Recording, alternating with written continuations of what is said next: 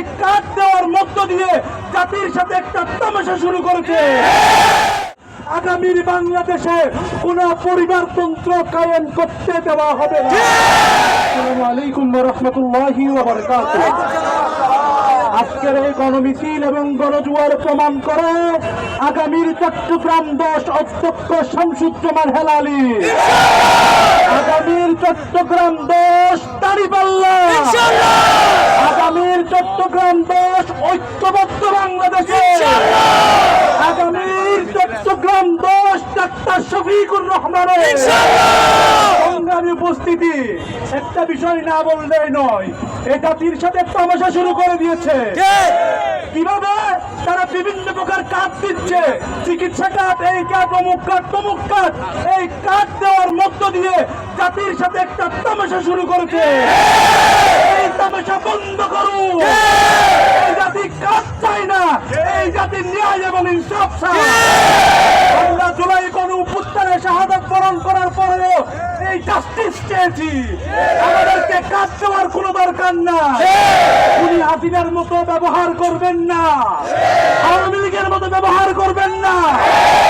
আমরা দেখতে পেয়েছি উনি হাসিনা 2000 মানুষ খুন করার পরেও উনি খুনের জন্য, মানুষের জন্য কান্না করে নাই, উনি কান্না করেছিলেন মেট্রো রেলের জন্য।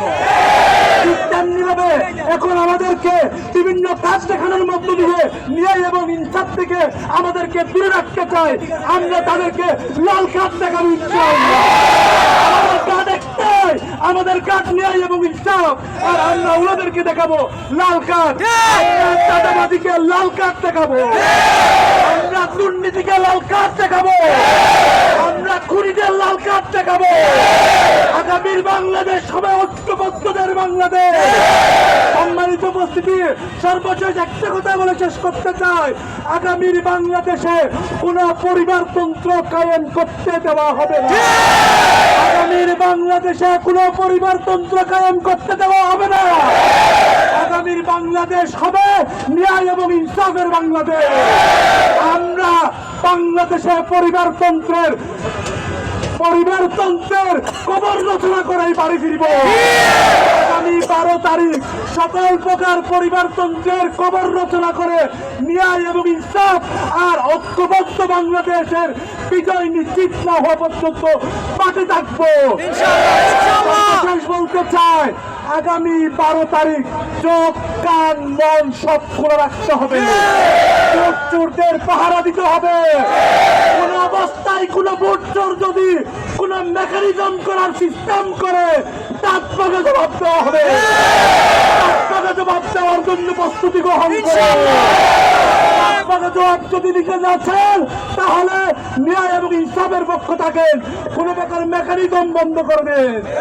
যদি মেকানিজম করেন, তাহলে আমাদের কর্মী ভাইয়েরা আপনাদেরকে সেই তাৎপাকা জবাব দেওয়ার জন্য প্রস্তুত আছে। বলতে চাই, আগামীর 12 তারিখ যে বিজয় মিছিল হবে, সেই বিজয় মিছিলে দেখা হবে ইনশাআল্লাহ।